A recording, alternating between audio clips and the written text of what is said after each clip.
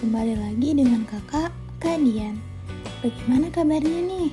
Semoga kalian semua yang menonton video ini dalam keadaan yang sehat dan bahagia. Seperti biasa, sebelum kita menonton video ini, silahkan duduk di tempat yang nyaman dan tentunya mendukung jaringan internet. Nah, jangan lupa juga siapkan pena dan alat tulisnya untuk mencatat dan mengerjakan soal-soal yang ada di video ini.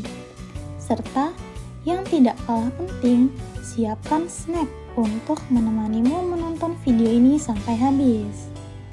Nah, kali ini kita akan mempelajari bab baru nih, yaitu peluang. Sebelum kita masuk ke materi, kakak mau tanya nih, kalian tahu nggak sih gimana cara kerja aplikasi perkiraan cuaca? Ternyata memperkirakan cuaca itu tidak asal atau random loh. Bahkan ada badannya sendiri yang khusus untuk mengumpulkan data yang akan digunakan pada aplikasi perkiraan cuaca. Nah, dalam memperkirakan cuaca ini ada hal-hal yang diperhatikan loh, seperti melihat langit, kemudian arah angin, kemudian juga keadaan hewan-hewan atau serangga pada saat itu. Nah, menurut kalian penting gak sih kita melihat perkiraan cuaca? Sebenarnya penting gak penting ya, seperti kata pepatah, sedia payung sebelum hujan. Nah, ketika kita lihat perakiraan cuaca menunjukkan bahwa akan hujan, kita bisa bersiap membawa payung agar ketika kita keluar rumah, kita tidak terkena hujan.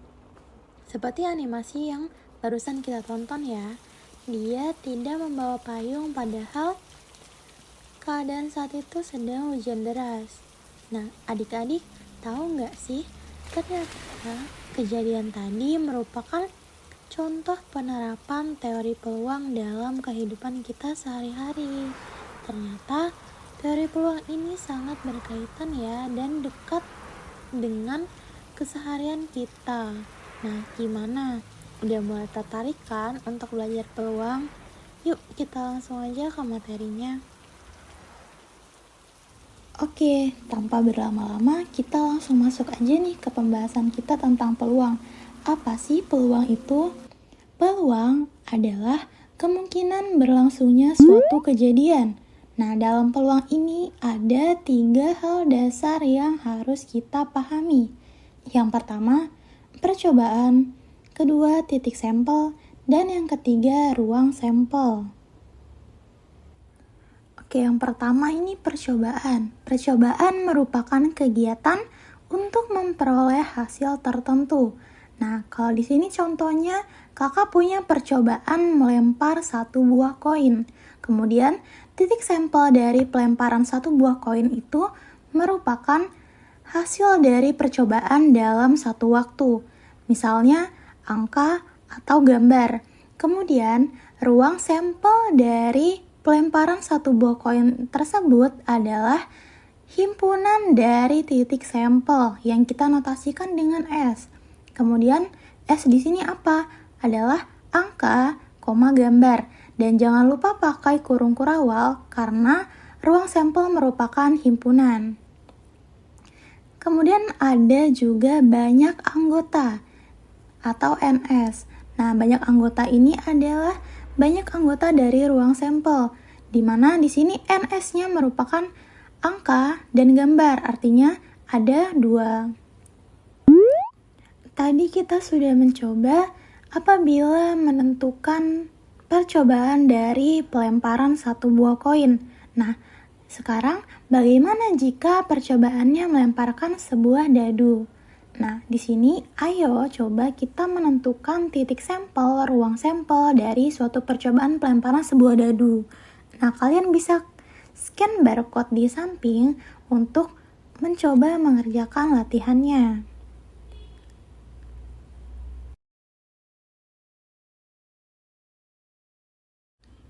Gimana? Udah lebih kebayang ya tentang konsep ruang sampel dan titik sampel? Nah, sekarang kakak mau kasih contoh yang lain lagi nih, Ini sering keluar juga di soal-soal peluang. Percobaannya adalah pengambilan sebuah kartu dari satu set kartu remi atau kadang disebut kartu bridge atau kartu poker yang tanpa joker. Kamu tahu nggak satu set kartu itu kayak gimana? Kalau sudah tahu mantap. Nah, buat kamu yang belum tahu atau lupa nih, kakak coba ingetin lagi deh. Perhatikan baik-baik ya. Satu set kartu remi terdiri dari kartu yang bergambar dan berwarna hitam atau merah. Nah, untuk gambar yang berwarna hitam, ada dua jenis gambar. Untuk gambar yang ini, umumnya disebut kartu keriting. Nah, kalau bentuknya daun, umumnya disebut sekop atau daun.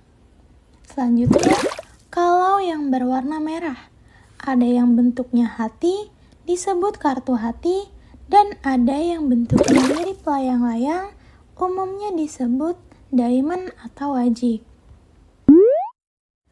Nah, untuk masing-masing gambar ini terdiri dari 13 kartu, yang mana 9 kartu terdiri dari kartu dengan nomor 2 sampai 10 dan 4 kartu lainnya adalah kartu dengan gambar Jack, Queen, King, dan As.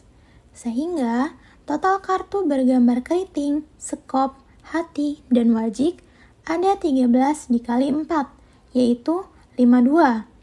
Tapi nih, ketika kamu beli satu set kartu remi, kamu juga akan mendapatkan 2 buah kartu joker, satu berwarna merah dan satu berwarna hitam. Jadi, total satu set kartu remi itu ada 54 ya, termasuk dengan jokernya. Nah, selanjutnya untuk mengetahui kemampuanmu, yuk kita kerjakan kuis ini bareng-bareng. Coba deh kamu kerjain soal yang ini. Kira-kira jawabannya yang mana ya? Iya benar, jawabannya yang A.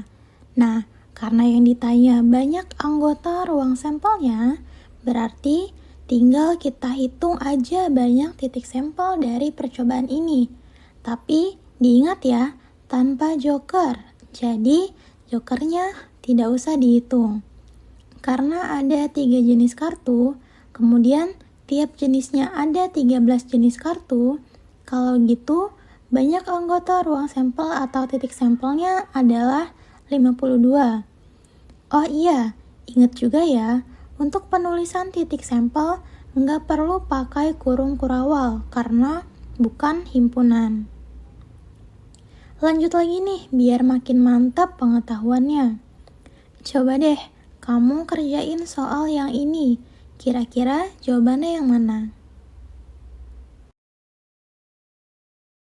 Nah, di soal ini diketahui sebuah keranjang berisi bola merah, bola biru, bola kuning, dan bola hijau. Kemudian, jika diambil sebuah bola dari keranjang tersebut secara acak, dan jika S adalah ruang sampel dari percobaan, kita disuruh menentukan NS-nya. Nah, kalau diambil sebuah bola nih, maka dalam satu waktu itu, bola yang mungkin terambil adalah salah satu dari bola merah atau bola biru atau bola kuning atau juga bola hijau. Berarti titik sampelnya adalah bola merah, bola biru, bola kuning atau bola hijau. Berarti ruang sampelnya seperti ini ya. Nah, kalau gitu banyak anggota ruang sampel atau titik sampelnya ada 4 tuh. Berarti jawaban yang tepat yang A ya. Selamat nih buat kamu yang udah jawab benar. Yang belum benar nggak apa-apa, nanti bisa ditonton lagi ya pembahasannya. Nah, dari apa yang udah dipelajari dari beberapa contoh tadi, sekali lagi kakak mau ingetin nih, percobaan itu adalah suatu kegiatan atau tindakan untuk memperoleh hasil tertentu. Sedangkan titik sampel adalah hasil dari suatu percobaan dalam satu waktu. Dan ruang sampel adalah himpunan dari titik-titik sampelnya. Kalau dari contoh dan soal tadi, objek-objek yang kita analisis cuma satu jenis saja ya. Nah, misalnya nanti yang dilempar ada lebih dari satu objek yang sama. Contohnya, melemparkan 2 buah koin atau 2 buah dadu, atau yang lainnya. Titik sampelnya apa-apa saja tuh? Oke, langsung aja kita bahas ya.